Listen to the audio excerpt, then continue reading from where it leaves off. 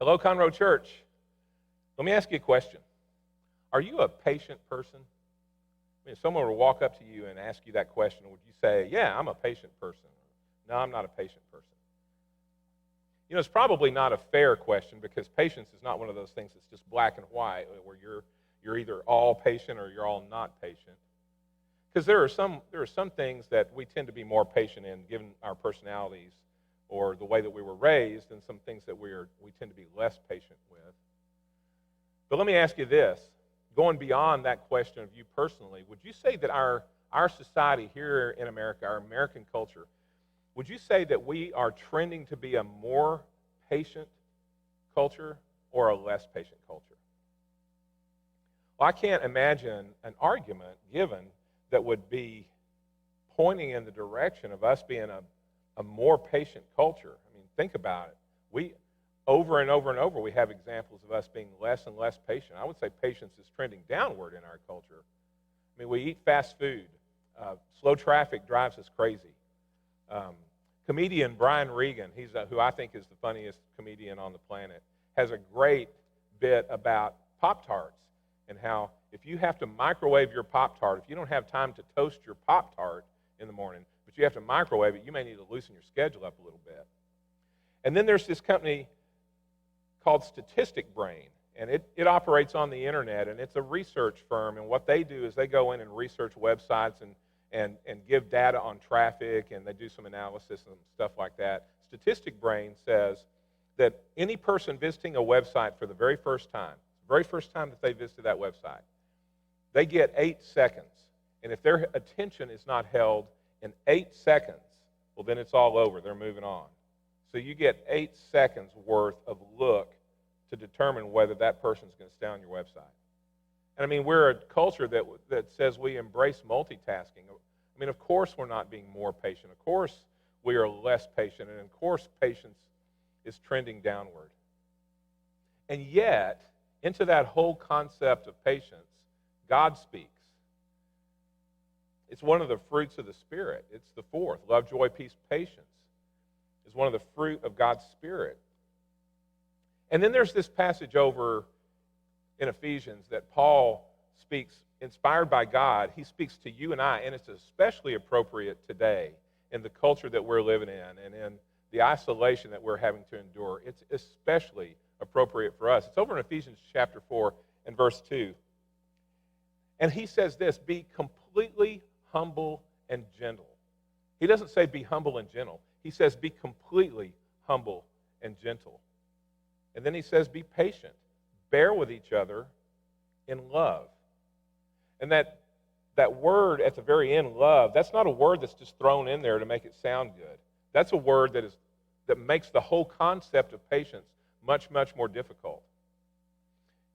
Think about patience as we see it today and how it comes into play in the world that we're living in right now. You know, there's this spectrum of beliefs on COVID-19. There's a whole spectrum. And down on one end, you have people who think this thing is a hoax. The whole thing's a hoax. It's media generated. There's no such thing as COVID-19. Deaths that have happened that have been attributed to COVID-19 are really deaths from something else. And then you go all the way down to the other end of the spectrum. And down on that end of the spectrum, there's people who think, oh, we're going to have to remain in isolation for years from this. We're never going to be able to get out. Our world will never, ever be anywhere close to the same. And then you have all these data points in between. And wherever you are on that spectrum, you got there from several sources. You got there from your environment played an influence on that. Your political beliefs played an influence on that, on your opinion. Your religious beliefs play an influence on that. The people that you talk to have an influence on that. The news that you read, what news you choose to read, both on TV and online, they come into play when it comes to where your opinion is in regard to the whole COVID-19 thing and when we should reopen or if it's a hoax and all that stuff. All those things come to form opinions. That's how we are as human beings. And so the fascinating thing to remember about all of that is when you land on an opinion, almost always when you get there, any other data that you hear that comes in that supports your opinion, you agree with, and you point other people to it and say, see? But when it doesn't, you tend to just blow it off. That's just how we are as human beings. It's called confirmation bias, and we all do it. All of us do it. Some to a greater degree than others, but we all do that. We all have confirmation bias. And yet, this is where we live. We're living in a COVID-19 world right now. We have this spectrum of opinions, and we have all these opinions from people who we love. You know, the word patience is how it's translated into English, but when you go back to the original language it was written in, Greek, there are really two words that go into patience, and one of them means long-tempered. It's long-suffering, long-tempered. And that means that you don't lose your temper easily. But it also carries with it the connotation that you're willing to endure suffering. You're willing to just take it, even though you don't have to. Jesus is the perfect example of that particular Greek word, that idea of long-tempered, long-suffering, because that's what he did at the crucifixion. He endured suffering that he didn't have to endure. That's the concept of one word. The other word just simply means endurance. It's the more traditional thinking about patience. That's what you would think the definition would be. It's just endurance, just getting through something hard, which is what we're all doing right now. But let's go back to the whole long-suffering, long-tempered bit. And let's just give that a focus for just a second. So when on this spectrum that you have, and you have all of these opinions about what we should be doing and if this is real and how should we wear masks and should we go out and when should we go out and when should we go into back to stores and into worship and into the barbershop and all that kind of stuff. You're going to hear so many opinions, and you're going to hear different opinions from people that you love. Let me give you an example. On social media, I've got a buddy, and it's a friend that I've been friends with a long time, and he is down on this end of the spectrum. He believes the whole thing's a hoax. And so he will post things to that nature pretty often, and he recently posted, does anyone know anyone who actually has COVID-19? Well, the people who are following him or the people who agree with him, it's confirmation bias. And so down in the comments, it was no, no, no, no. Well, I don't know a lot about COVID-19, and I don't pretend to be an expert. I read the same things you do. I try to find factual information as much as possible, but I don't know the truth on that any more than anyone else really does.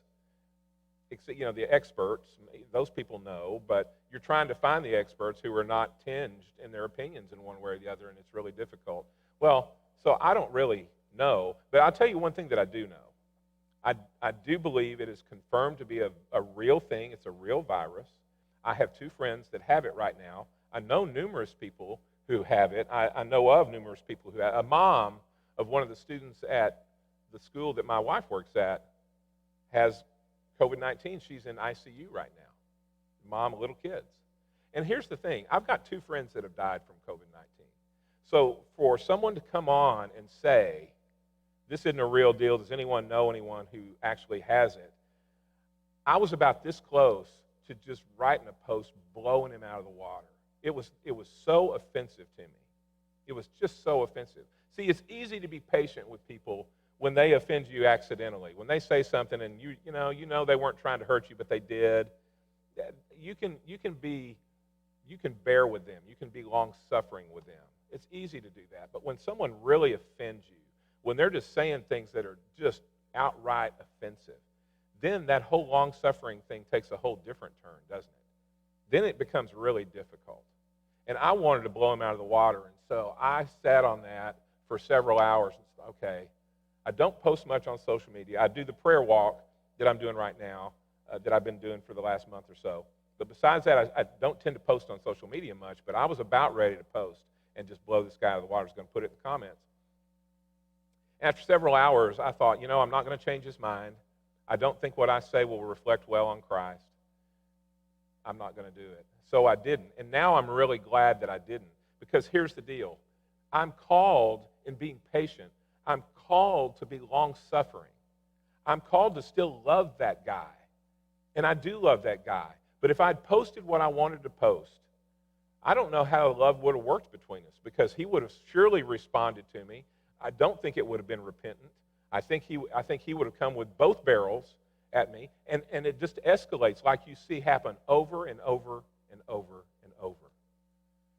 So when we think about that characteristic of God himself, patience, in the climate that we're in right now with opinions all up and down the spectrum, how do we bear with one another in love? I think the answer to that is pretty simple, but it's really difficult.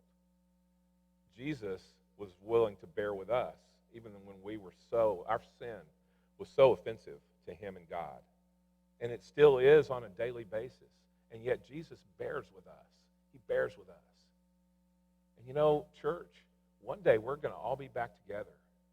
And if we have built walls in between us in this time in between because we come down at different places on what we believe about the COVID-19 virus, then Satan will have gotten his work done in us because it will have come into the body of Christ. So our call by God himself is to be long-suffering. It's for me to listen to that friend of mine say his stuff that is so offensive to me and not go blow him out of the water. It's for me to endure suffering, for you to endure suffering from people that we love, so that at the end, love wins out, not opinion. Conroe Church, have a great rest of the week. Go in peace.